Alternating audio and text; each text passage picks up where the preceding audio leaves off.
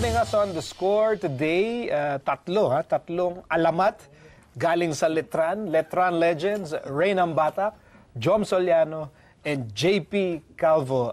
Gentlemen, hello and welcome to the score. Magandang hapon po. Magandang hapon sa'yo. Halatang-halata, JP, ha? Tumatambay ka ngayon sa weights room, ha? Para mas malaki ng muscle mo kay Jom, eh. Okay, so... First of all, kaya kayo nandito dahil kayo nga ay Letran Legends. And because of that, siguro tanong na natin kaagad, pag sinabing Letran, ano yung experience na agad-agad naalala nyo? Stingray, ikaw muna.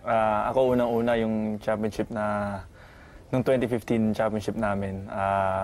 Para sa akin, isa sa pinaka-memorable experience ko as a Letranite. Bakit? Bakit siya never mo makakalimutan? Kasi naalala ko dati, Sir Miko, before the start of the season, no one is expecting us eh.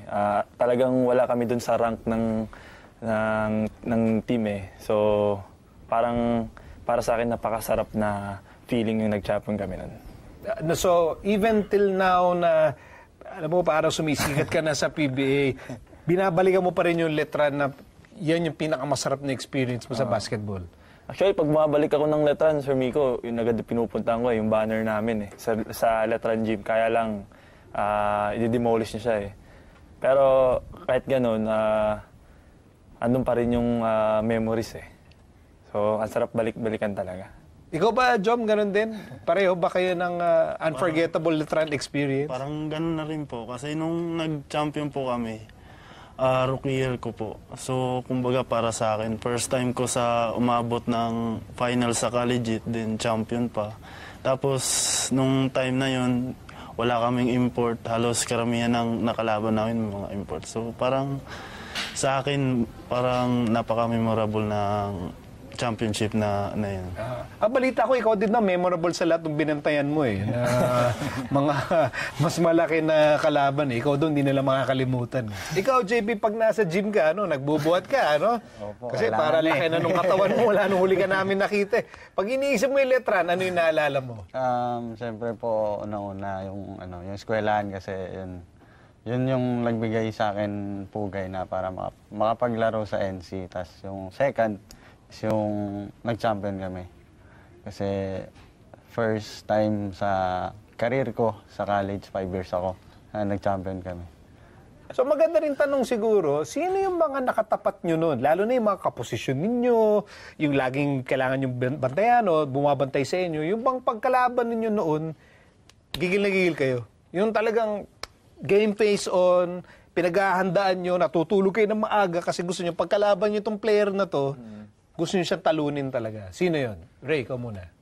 Actually, nung time na yun, Sir Miko, lahat ng teams na yun, malalakas talaga eh. Hindi mo pwedeng i-underestimate. So, siguro para sa akin yung top 4 is yung Arellano kasi that time, andun pa si Gio Alalon, si Ken Salado. Kompleto rin sila eh. Of course, San Beda, dalawa yung foreign player nila eh. So, compare mo sa amin na halos patay-pantay lang yung height namin noon. Siguro pinakamalaki lang namin si Ray Publico lang, which is 6'5". So, kunwari sa San Beda, sino dun yung parang favorite mo na kalaban? Yung talaga, kumbaga itong player na to, na ilalabas yung galing mo? Si Baso Ramer kasi talagang team leader siya nung time na yun eh. Siya nagdi-dictate ng tempo ng game. So, pagka kaharap ko siya, kabantayan ko siya, parang iniisip ko na if ever ma-stop ko siya, automatic na maguguluhan na yung team nila. So, yun yung nag-help sa akin na ma-challenge sa kanya. Ikaw, Jom, sino yung kalaban mo na umiinit yung ulo sa'yo? Yung talagang kulang na lang ihagis ka sa labas ng court dahil sobrang galing mo yung magbantay. Sa akin, pag halos lahat yung mga import. Hindi pwedeng yung iba kahit di sila kasing lakas ni Ola maglaro. Iba pa rin sila sa local maglaro eh. So, kailangan all out ka. Pero yung sa akin, yung pinaka mahirap talaga, si Ola, malakas maglaro, matalino, tapos experience na. Then pangalawa, si Akwete, kasi nga, tawag nga nila, LeBron James daw ng NC.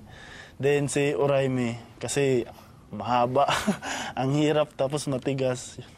kailangan pinaghahandaan talaga. Hindi lang sa pagtulog eh. Pati bago yung game na yun, kailangan magbuhat na magbuhat. Ikaw ba, John, minsan di ka ba nagtanong, bakit ba ako lang nagbabantay dito? Wala po siyang choice eh. Wala siyang choice. Wala Kaya choice. malaki namin eh. Kasi si Aprico kasi, sir, doon siya natatapat sa mga local na scorer nila. So, kumbaga, ako, okay, alam ko na kung saan ako. Buti mabait to si Joe, pero walang angal dun sa trabahong binigay sa kanya. Kasi kagandahan ng team namin yun, sir. Yung role namin bawat isa eh. Alam namin. Malinaw na malinaw. Oo, malinaw na malinaw talaga. So sila, mga big man, dahil nga pantay-pantay sila, Oo. alam na nila kung sino babantay. So, pasensya ka na lang, Joe. Ang linaw kasi nung trabaho mo eh. Tsaka, bago ako pumunta ng Litran, sir, sa Cebu pa lang ako, yun na eh. Mga import na rin binabantayan ko sa school ko dati. So, yun talaga. Kumbaga, Ano ka, big man stopper ka talaga. yun na yung tadhana sa akin. Tadhana. Okay naman, kita mo, nasa ka na ngayon, diba? So, ayos din. Nakatulong din. Oo. JP, ikaw, sino yung, siguro, tatanong ko, sino yung either point guard or yung kaposisyon mo na gwardiya na gigil ka pag kalaban mo nung time mo sa Letran? Nung nag-champion po kami. Si Gio kasi yun yung talagang pinapabantayan sa akin ni Coach Aldin eh. Kahit anong mangyari, doon lang talaga ako, sabi niya sa akin. So, yun lang din kasi yung role ko that time. Kasi nandun pa si Mark, si Macjur. So, yun lang talaga na kailangan ko lang i-stop si Halalon. So, nung time na yun, anong naalala mo, ano yung challenge sa pag-match up kay Gio Halalon? Siyempre, more on experience na po siya eh. So, yung akin lang na sana ma-stop ko lang siya na kahit mag 10 points lang daw siya eh, sabi ni Coach Aldin. So, hindi ko nagawa eh. Siguro mga 15 pataas siya eh.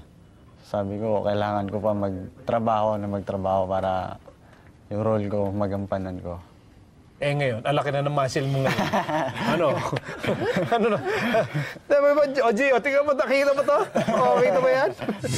So, anong pakiramdam nung nakalaban mo na yung James Yap sa PBA? Hindi ko nga po siya tinitignan eh. Kasi kung titignan ko siya, mawawala ako, hindi ako makapokus.